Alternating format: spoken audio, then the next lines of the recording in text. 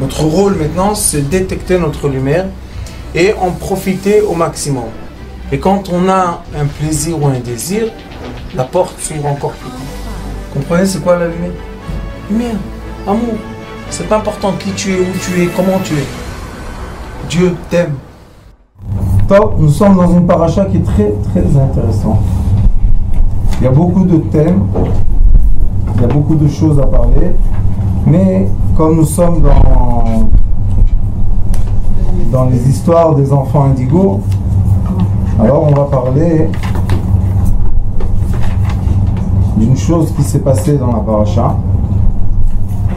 C'est qu'après qu'il y a eu le conte des enfants d'Israël, après que Akadosh Baruch Hu, il a fait une maguefa, malheureusement il y a eu 24 000 morts, et chaque fois qu'on voit dans la Torah qu'Akadosh Baruch Hu a créé la mort de beaucoup du peuple d'Israël, tout de suite il les compte. Alors on se pose la première question, pourquoi il les compte si tu les as tués? Les sages nous disent qu'ils sont tellement précieux qu'il les a comptés. Même ceux qui sont partis, on les compte, on veut les prendre en compte. Les gens qui sont partis, ils ne sont jamais partis. Et il y a des personnes, surtout les enfants qui sont indigos, ils ont des ressentis. Et beaucoup de fois, ils ont des ressentis d'âmes qui sont partis. C'est pour ça que dans cette paracha, on voit que Akadosh Baruch Hu, il est écrit comme ça. Vayedaber Hashem el Moshe le'emor. Yifkod Hashem Elohei Aruchot. Lechol basar asher ish al haeda. Qu'est-ce que c'est Ruchot? Lechol basar. Qu'est-ce que tu veux? Ou basar, ou Ruchot. Il dit non. Yifkod Hashem Elohei Aruchot. Dieu de miséricorde, c'est Hashem. Et Elohei, c'est la rigueur. On a la miséricorde et la rigueur. De quoi? Chez la Ruchot. Ça veut dire que chaque fois qu'Akadosh Baruch Hu compte le peuple d'Israël, il ne compte pas seulement les gens vivants, il compte aussi les gens qui ont décédé. Pourquoi on a besoin de ça?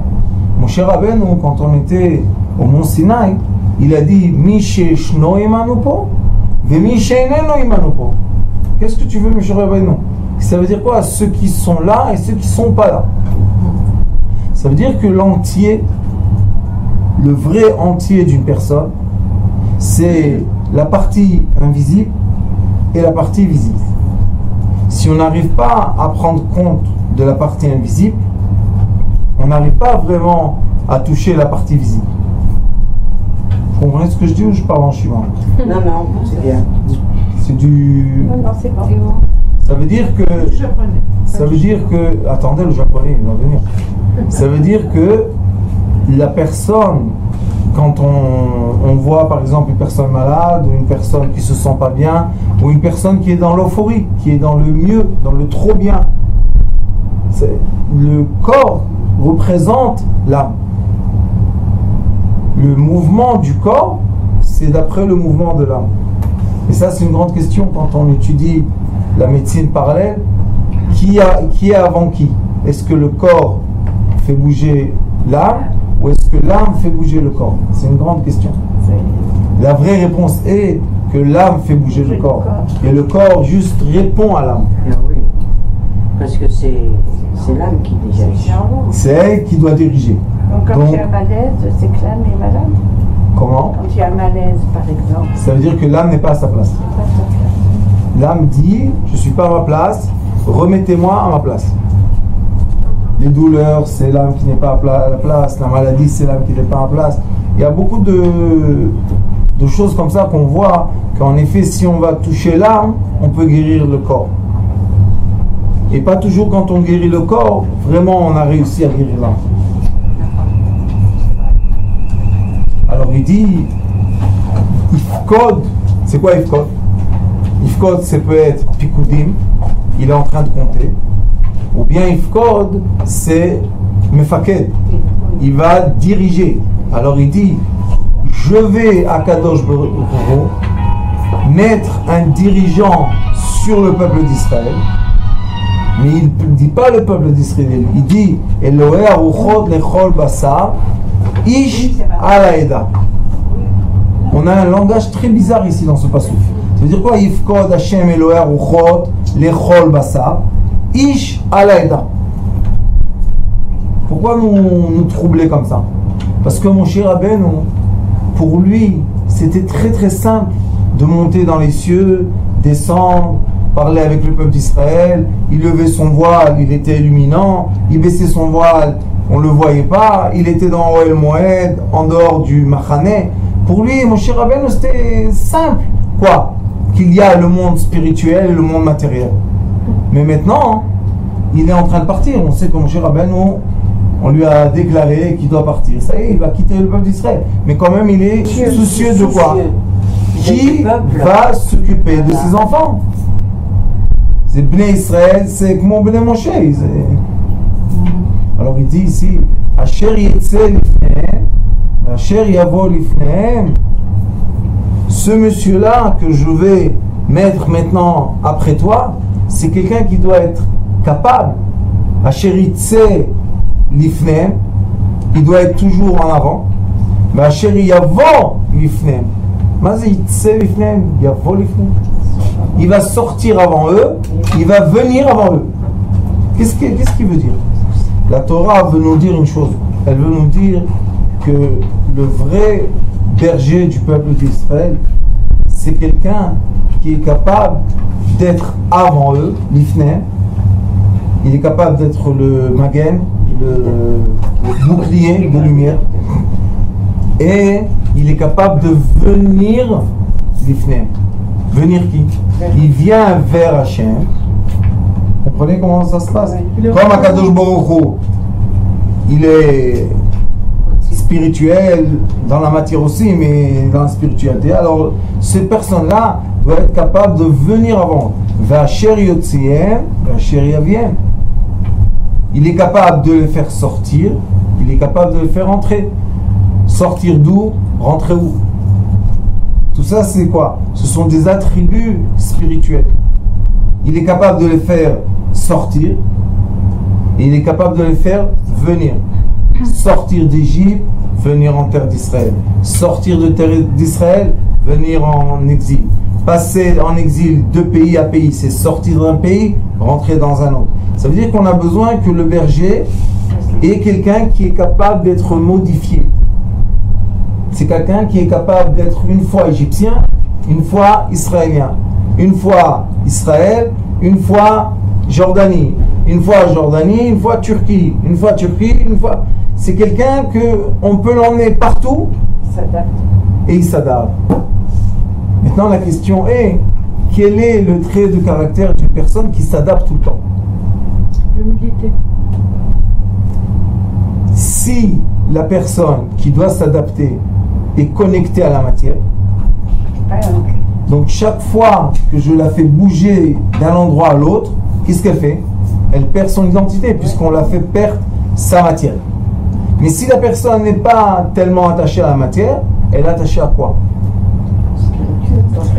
Spirituel. Ça veut dire que cette personne, toujours le berger, il est écrit aussi dans le Zohar HaKadosh que le vrai berger du peuple d'Israël, c'est quelqu'un que même s'il descend, même peut-être Charetouma, il descend dans le fin fond de l'impureté, son visage est toujours vers HaKadosh Baruch Hu. Yaher Hashem panav elecha.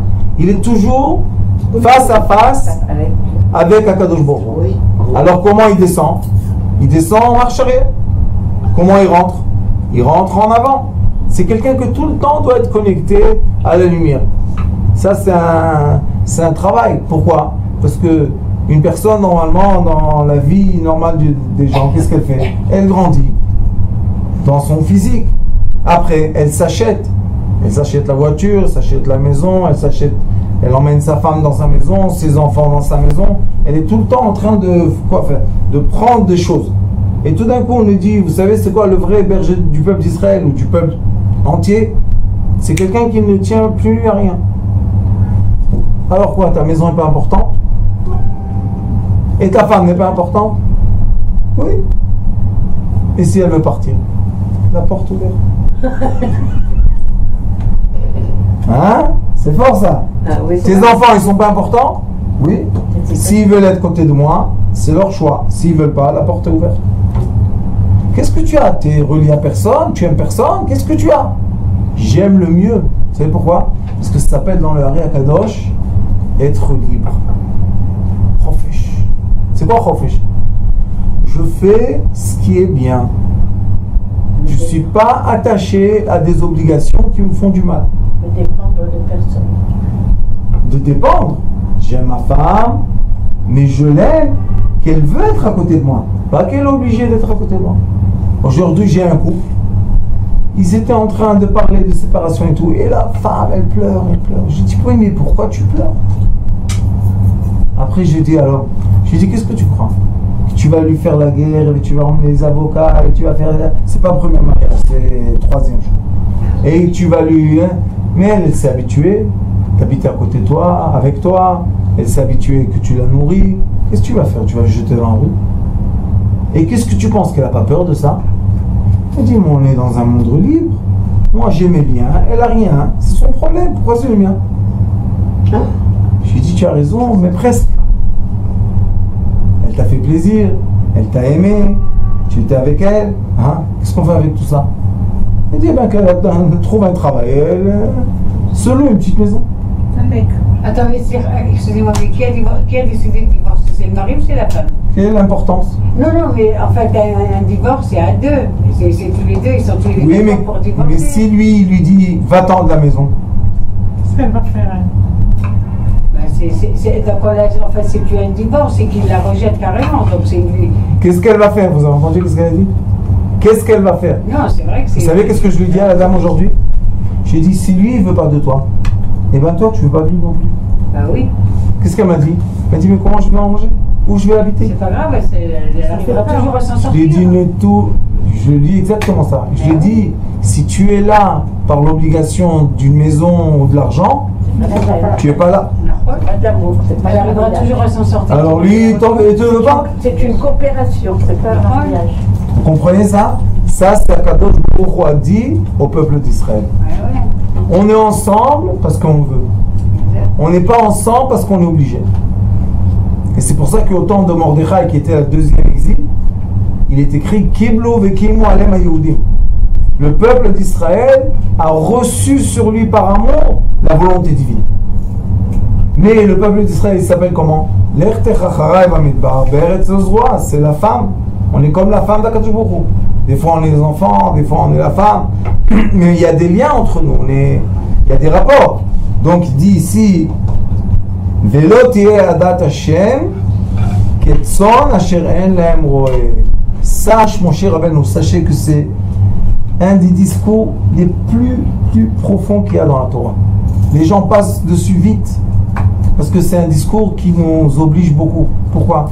Parce que dit Akadosh Baruch Hu au berger qui nous a fait sortir du peuple d'Israël, sache, mes enfants ne seront jamais seuls. C'est-à-dire quoi, mes enfants ne seront jamais seuls? C'est pour ça que dans notre Torah, il y a Gitin, il y a Kiddushin. Il y a comment se divorcer et comment se marier.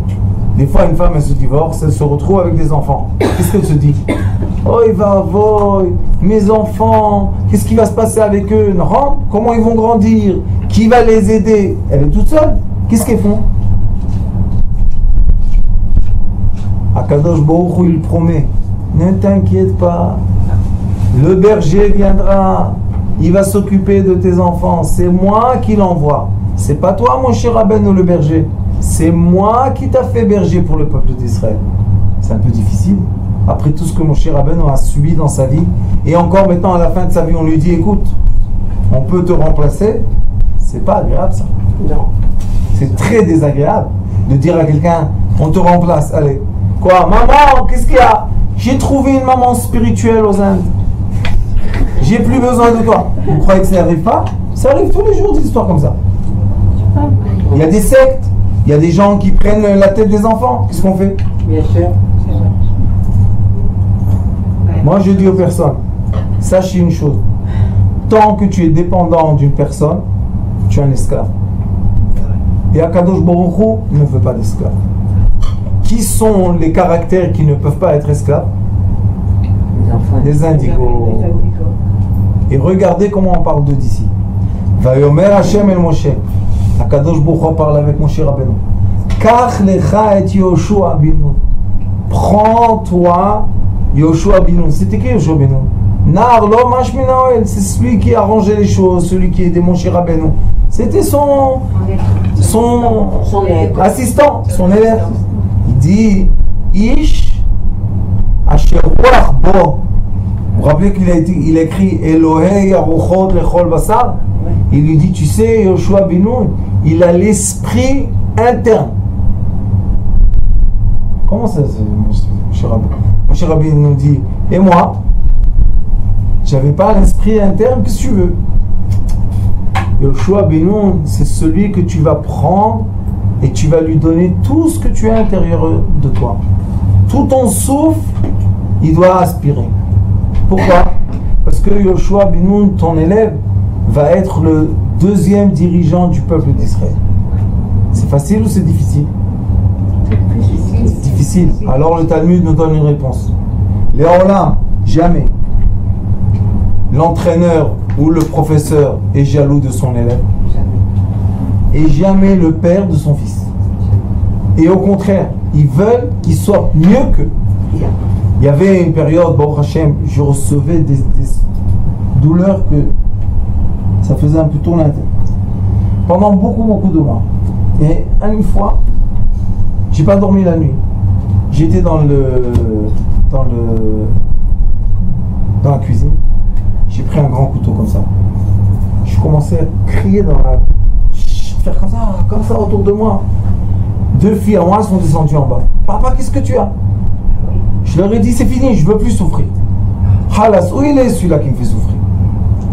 Je suis devenu un peu coucou, zinzin dans la tête. Elles m'ont mis, repose-toi papa, repose-toi, c'est pas bien comme ça, repose-toi. Ils ont pris le couteau, je me suis reposé, je suis endormi. Quand je me suis endormi, je leur ai dit, qui me frappe? Qui est l'entité qui me fait tellement mal? Je veux savoir. Vous savez qu'est-ce qu'ils m'ont répondu? C'est ton maître. Je dis, je connais mon maître. Mon maître, il me fait comme ça mal. C'est le japonais, la shkun et tous les mots là. C'est de l'enfance, on ne peut pas oublier en japonais. T'es grandi en japonais. Avec les soupes, avec les mouches.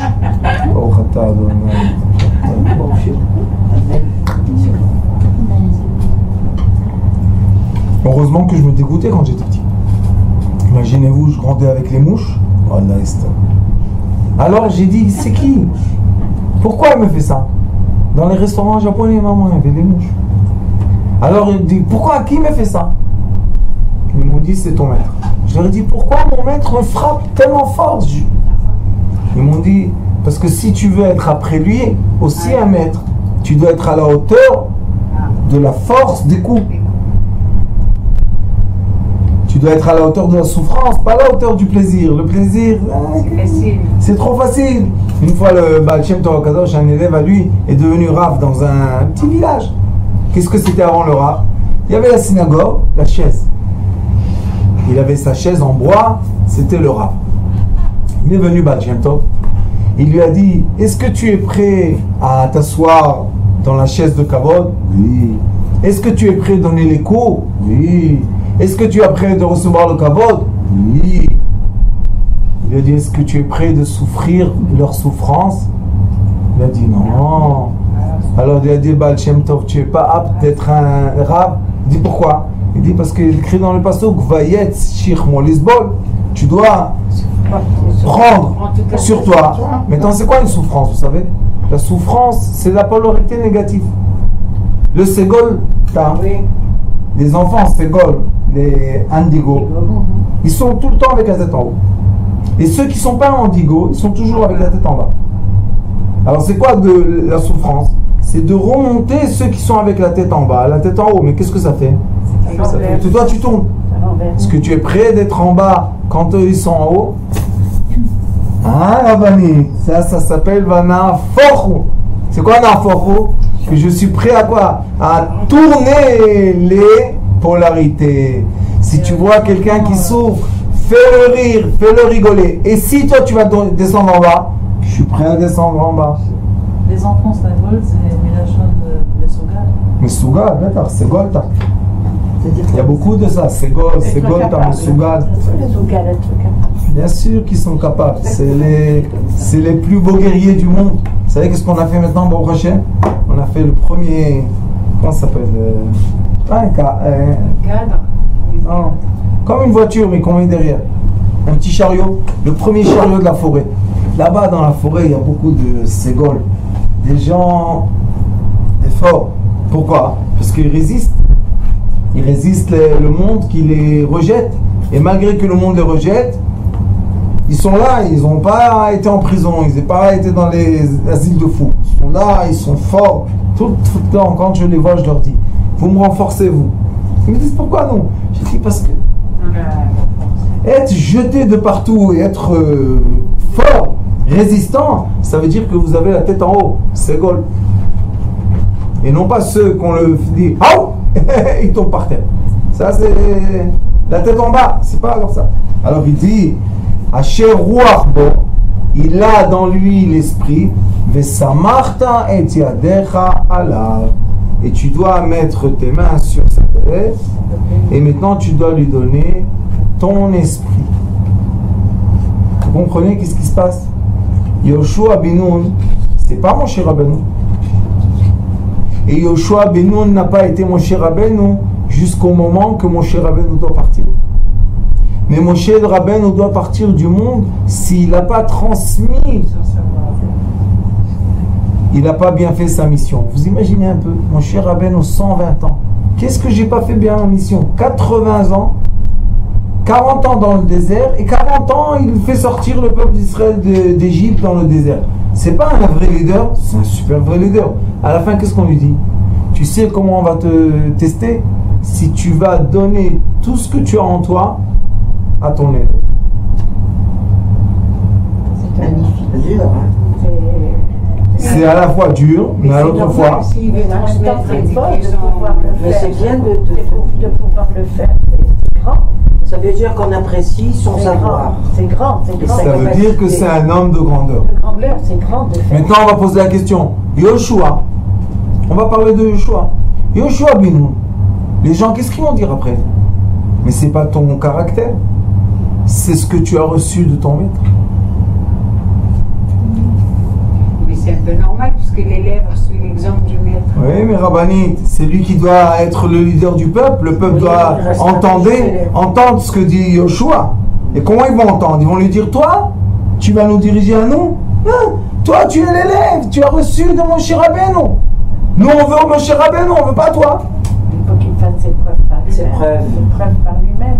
Donc il a prouvé en... Voilà. Par Un grand entraînant. problème, Yoshua. Ouais. Oui, Rabbanit. On marche bien sur Moshe. Oui, mais Yoshua maintenant, c'est lui le nouveau leader. Jusqu'à que le Mashiach viendra, on marchera plus sur Moshe. Mais Zarat Hashem, ça sera qui le grand Mashiach qui viendra? Moshe Rabbeinu. C'est l'année Shama de Moshe Rabbeinu qui va revenir. Mais Yoshua ben Nun, sachez que Yoshua ben Nun, dans les épreuves qu'il a eues, on voit que c'est pas un ségol.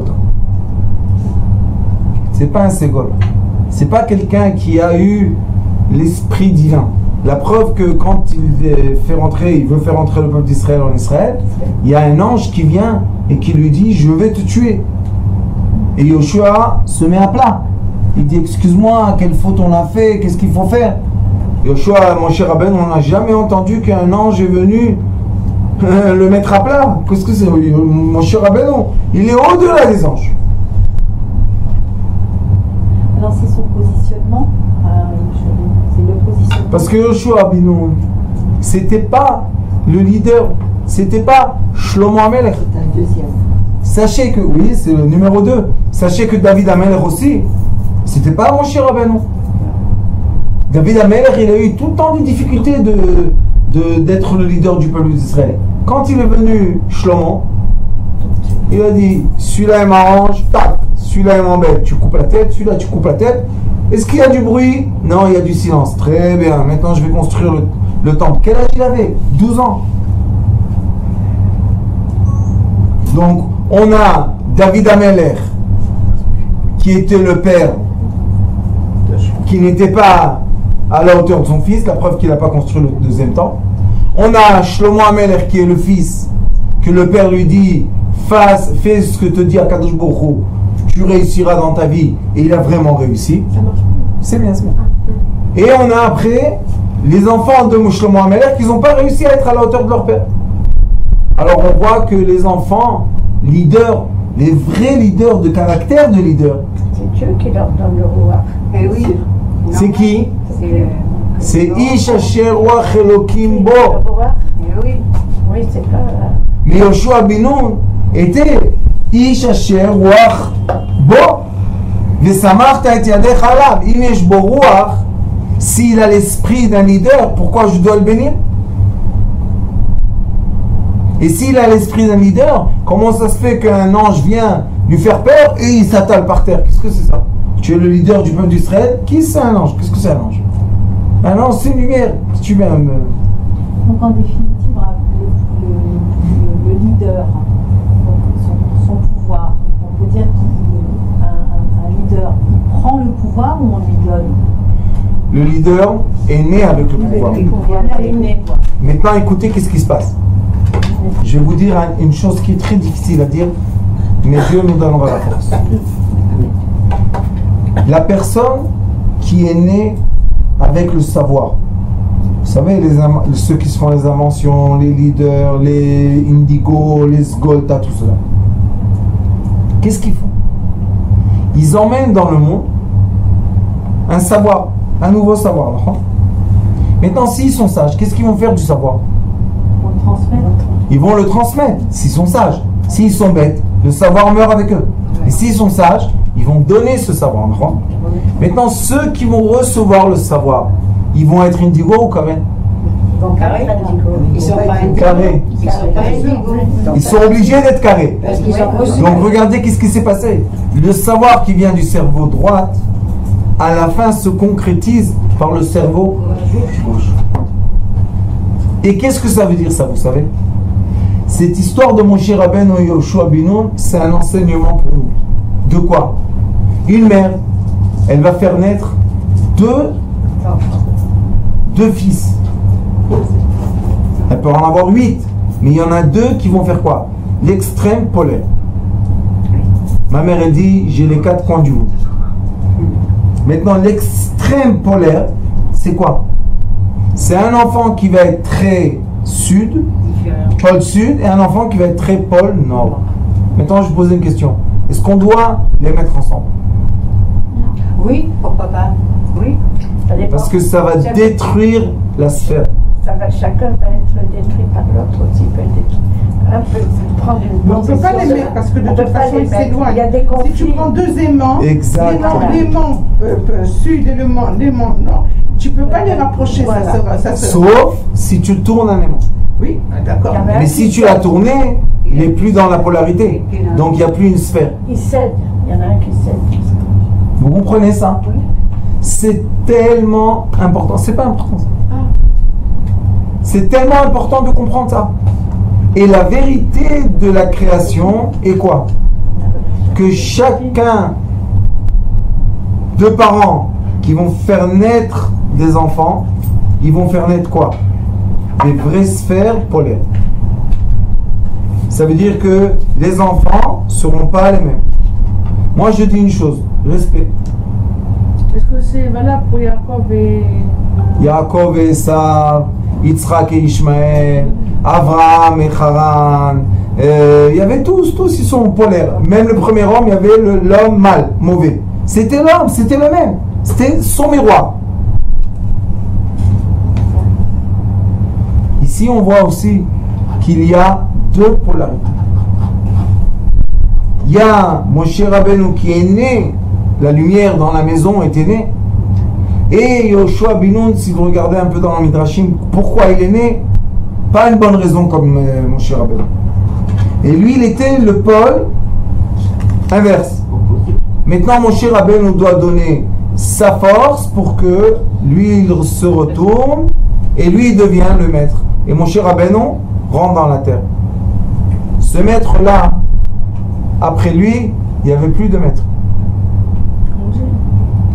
Il n'aura pas de prophète pour Moshe. Non, après Yoshua ben Nun, il n'y avait plus de maître. Il n'y a plus, non, parce que ça. Parce qu'il y avait les Chachamim, il y avait Yoshua. Yoshua l'Envim, je crois. L'Envim, les... Non, c'est... Non, c'est après. זה פרקי אבות. משה קיבל תורה מסיני, מסרה ליהושע, יהושע זה... Les je crois. Il a donné Skenim, Skenim, et ils ont transmis, mais il n'y a plus le nom d'une personne. Ça veut dire que Yoshua, qu'est-ce qu'il a fait? Il a accompli la mission des deux. Il a transformé un peuple qui était de rien du tout à un peuple. Mon cher Rabbeinu, c'est ce qu'il a fait. Et maintenant, Yoshua, qu'est-ce qu'il a fait? Il les a mis dans les règles carrées. Il a commencé à leur dire, voilà, c'est les règles sont comme ça, les règles sont comme ça. Il a partagé la terre d'Israël. Il a dit, toi, tu es jusque là, toi, tu es la frontière. Qu'est-ce qu'il a fait? Il a concrétisé de façon de quoi? De cerveau gauche, de processus, la vie du peuple d'Israël. Donc, il n'y avait plus après lui des grands leaders. Et à un moment, le peuple d'Israël, encore une fois, va dans tous les sens. Qu'est-ce que fait Akadosh Baruch Hu? Il lui a promis.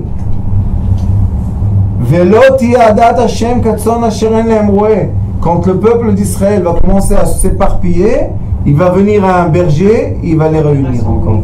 Qui est venu après? Élie. Élie à Cohen. Et Élie a formé qui? Shmuel Hanavi. Shmuel Hanavi a formé qui? Shaoul Amelech. Et David Amelech, qui étaient aussi deux polarités. David Amelech a fait naître son fils Shlomo. Mais au moment de Shlomo Amelech, il s'appelle Shlomo Shalom. Il y avait la paix. Dans tout le pays, il y avait la paix. Chacun savait ce qu'il devait faire. Parce que c'était un indigo. Lui, il tenait le peuple entier dans sa tête. Alors des fois, on se pose une question. Pourquoi, quand on sait qu'il y a un nouveau président, comme celui qui vient d'être en France, Macron, quand on entend juste le mot, on dit, ah, il y a de l'espoir. Quel espoir? Et qu'est-ce qui a changé? Rien. Les vaches ont grandi, le blé a donné de plus. Alors pourquoi les gens disent, l'économie commence à se réveiller en France? Bravo Macron, qu'est-ce qu'il a fait? C'est la façon dont il parle. Il a été. Vous comprenez qu'est-ce qu'il fait? Napoléon, qu'est-ce qu'il a fait? Voilà. Toute la journée, on le dessinait, il était... Hein? Qu'est-ce qu'il a fait? Il a pris l'épée pour tuer les gens. Et il a dit aux gens, mourrez pour moi, mourrez pour moi, mourrez pour moi. Et les gens, ils ont accepté et la France a grandi. Mais en vérité, qu'est-ce qu'il faisait toute la journée? Il était habillé, à la fin, ils l'ont mis en exil. Mais lui, c'était un vrai leader. Il a réussi à former la France. Jusqu'aujourd'hui, ça marche ce qu'il a formé. Les écoles, l'éducation, le code civil, les noms, les prénoms. Même les synagogues. Oui, c'est lui qui a fait ça. Donc on voit qu'il y a eu un grand leader et le grand leader a disparu. Et après vient un moment que le peuple commence à se disperser. Il se disperse de quoi? C'était la tête. Et après, il n'y a plus la tête. Qu'est-ce qui se disperse? Les membres. C'est quoi les membres? C'est la foi, c'est La polarité du peuple. Un devient comme ça, l'autre va à droite, l'autre va en haut, l'autre va en bas. Et on voit que le peuple commence à se dilater. Quand il se disperse, il est fort ou faible? Faible. Qu'est-ce qui fait le roi du monde? Il leur emmène un leader. Qu'est-ce qui fait le leader? Il rassemble tout le monde à redevenir une famille ou un groupe. Vous comprenez? Donc on voit que on a dans le processus de... Comment je vais vous dire ça? Il y a un processus qui est formaté d'en haut pour transformer ou pour transférer la lumière divine. Comme tout le monde n'arrive pas à recevoir la lumière divine, on donne à un leader, un indigo, on lui donne la connexion divine, et dès qu'il est connecté, maintenant qu'est-ce qu'il fait? Il va transmettre de quelle façon? Pas indigo. Parce que s'il va transmettre comme des indigos, les gens ils vont pas comprendre. Alors qu'est-ce qu'il fait? Il prend autour de lui des gens carrés et il dit aux gens carrés, voilà, ça c'est le savoir, écrivez-le. Moi, les livres qu'on a sortis, bon, Hachem, cette année, seulement 30 livres. Un an et quelques, 30 livres presque, j'en ai écrit. Quand je lis les livres, je suis pas d'accord. Je suis pas d'accord. Pourquoi? C'est pas le langage indigo, c'est le langage du côté gauche. Mais je leur dis, mais seulement sur ce langage, vous pouvez transmettre et transmettre et transmettre et transmettre. Quand c'est trop haut, les gens ne comprennent pas. C'est pas que c'est haut, c'est détaché. Détaché. C'est pas le même système. La langue est à l'envers. Mais celui qui est le vrai, qui veut faire vraiment du bien aux autres, qu'est-ce qu'il dit? Transmettez. Moi j'ai demandé dans mes livres d'effacer mon nom. Je veux plus, il n'y a pas mon nom là-bas. Ils m'ont dit, Rav, pourquoi? Je leur dis, ça doit continuer des générations. Qu'est-ce qu'on a besoin de mon nom? Il y avait, il y a quelques années, un monsieur. Qu'est-ce qu'on s'en fout de lui? Parce que chaque fois qu'on le cite, on nous fait du bien. Quand il est parti, Rabbani, t'en as pas besoin. il paraît qu'il est présent. Il est bien. Et qu'est-ce qu'Akadosh Baruch Hu, il ne sait pas quand on récite la Torah de quelqu'un à qui ça appartient. Akadosh Baruch Hu seul sait à qui ça appartient. Et des fois, shalom, shalom. Et des fois, il y a des gens qui essaient de voler le savoir. On peut voler du savoir. Mais dans ce monde terrestre, si on fait de l'idolâtrie, on perd le nord. La raison dans laquelle Akadosh Baruch Hu a donné la sagesse, on voit dans la paracha, c'est pas pour que Moshe devienne une statue et tout le peuple d'Israël soit autour de la montagne de Moshe et s'incline devant. Non, il lui a dit, toi, ce qui t'a fait leader, c'est l'esprit que tu avais en toi. Cet esprit-là, tu vas le transmettre. Et l'esprit, vous savez, c'est quoi? C'est la sagesse. Comment on transmet la sagesse? On permet à l'élève d'être mieux que maître. Ici, quand ils disent Ve'emadeta oto lifne Elazar HaKohen, tu vas le mettre devant le prêtre, Ve'lifne kol haeda, et devant tous les sages. Tous les peuples, non? Non, la Haeda, c'était les sages. Ah, les sages. Ve'tzivita oto le'enehem.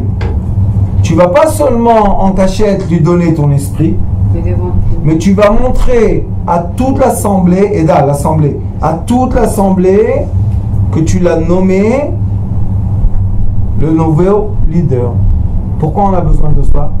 Parce que tout le monde doit savoir que l'esprit divin a été transmis. Et on a vu en France beaucoup d'années qu'il y a eu des présidents, on n'a pas ressenti que c'est des grands leaders qui veulent faire quelque chose de bien pour la France. Mais ce petit jeune monsieur, il est petit de taille et jeune. En un an, il est devenu président. Vous savez, le dernier défilé du 14 juillet, Oui. il y a une dame qui m'a appelé, une élève à moi qui est en France, elle m'a dit, Rav, c'était exceptionnel. Je lui ai dit, qu'est-ce qu'il y a eu d'exceptionnel? Tous les 14 juillet, on voit le défilé de l'armée française. Il m'a dit, non, cette année, il y avait quelque chose dans le défilé qu'il n'y avait pas les années précédentes. Qu'est-ce qu'il y avait? Le tank n'a pas changé, les avions n'ont pas changé, les militaires n'ont pas changé. Il faisait beau, il pleuvait pas. Vous savez qu'est-ce qui a changé? Celui qui était à la tête de ça.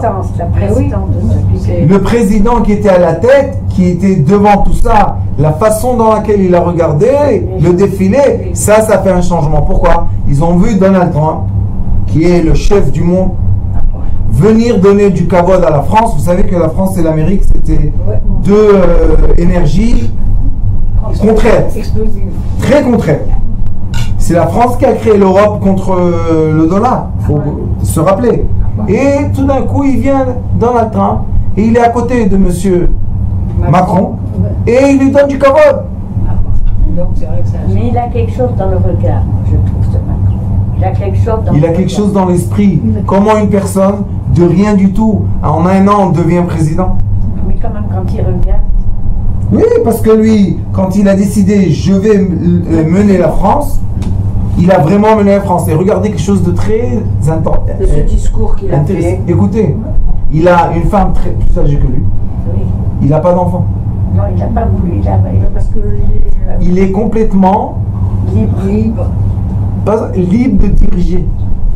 fait ce qu'il veut. Celui qui a des enfants et qui a des forces, qui lui dit à droite, à gauche, comment il peut être un vrai leader? Il peut pas.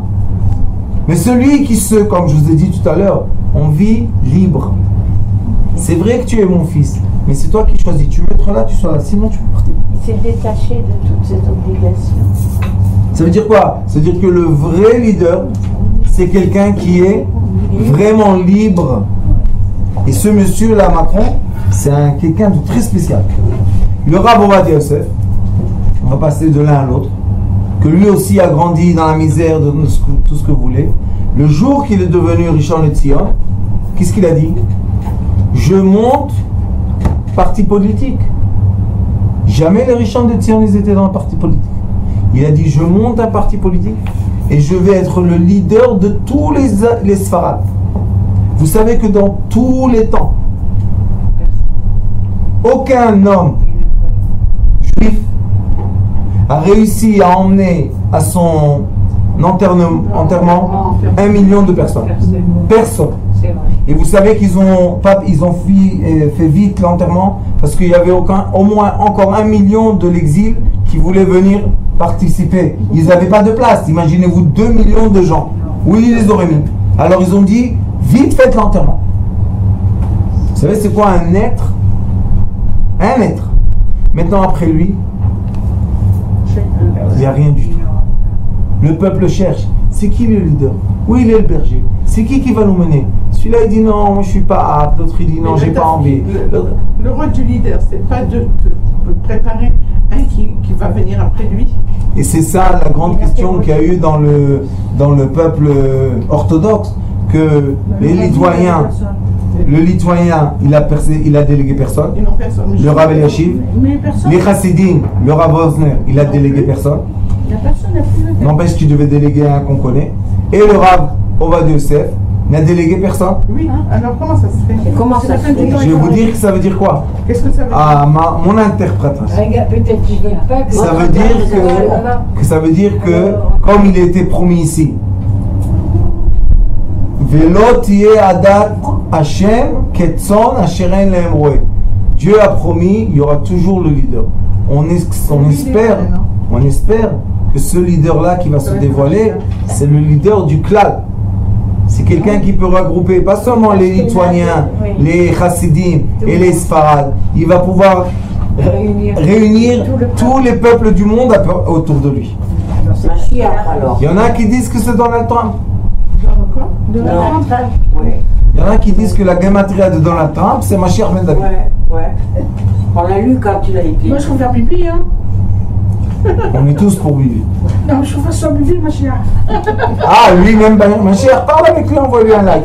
Moi j'ai dit à quelqu'un, fais Facebook, Bibi Netanyahu, Melech Israël.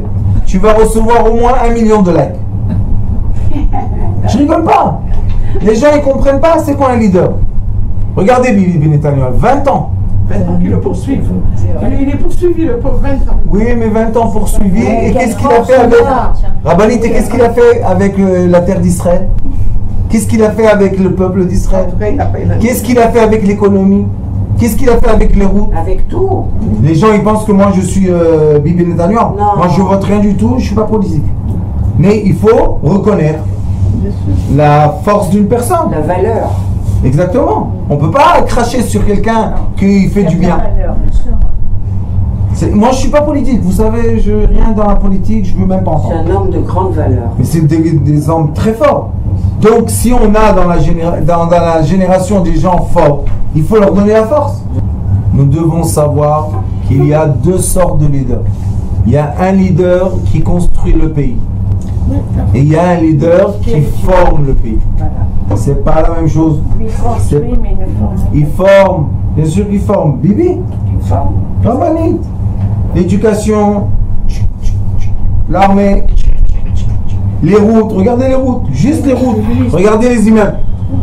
Il met de l'ordre, de l'ordre, de l'ordre, de l'ordre, de l'ordre, de l'ordre. Pourquoi? Puisque nous, on puisse vivre une vie de meilleure qualité. Vous savez qu'Israël, malheureusement ou heureusement, chacun va décider ce qu'il veut, c'est devenu un des pays les plus chers à vivre. Il y a des gens pauvres qui n'ont plus de quoi vivre.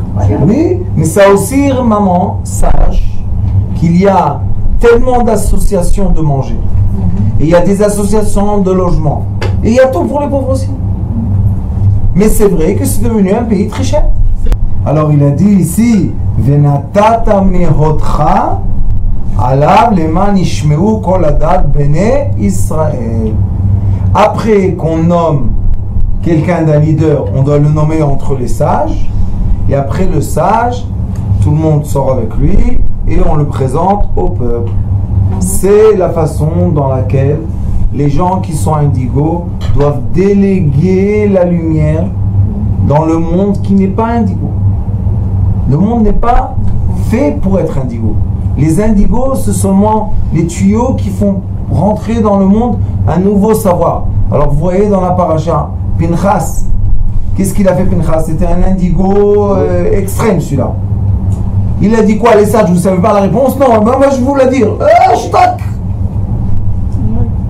On dit que grâce à lui, ça s'est arrêté la magéfa. Oui, mais quand même, vous voyez qu'il a fait un acte qui n'était pas tellement apprécié par tout le monde. Les gens ils disent, qu'est-ce que tu tues un nassi? Vous savez c'est quoi un nassi?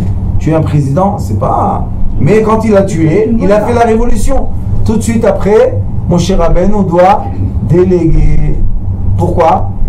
On dit, les sages disent que Moshe Rabbeinu n'a pas su comment se comporter avec cette histoire-là de Mount Midian. Et si tu n'as pas su sauver le peuple d'Israël d'une magéfa de 24 000, ça y est, tu dois partir. Et savoir partir, Il faut du courage pour ça. c'est pas facile. Alors ceux qui ne savent pas partir, venez en Eretz Israël, vous allez avoir ici beaucoup d'épreuves et vous allez... Grâce à Dieu, quand on arrive, on est servi. On comprend, hein, on a les épreuves. On dégringole de... On descend un peu. Humble. Pourquoi ça s'appelle Knan? Eretz Knan. On dit Kana. On oublie toute la Touma. Apprendre l'humilité, apprendre l'humilité. Ah. Quand un juif il vous dit ton pays il est beau, comment on peut répondre? C'est ton pays à toi aussi puisque tu es juif. C'est le pays C'est de le tout le pays monde. des juifs. C'est le pays de tout le monde, Ramali. Il écrit que quand le Mashiach viendra, bientôt, Bezrat Hashem, Amen. Amen. toute la terre du monde deviendra la terre d'Israël. Vous savez ça? C'est vrai, ça. Donc tout le monde est en terre d'Israël tout le temps. Ouais. Même les goyim.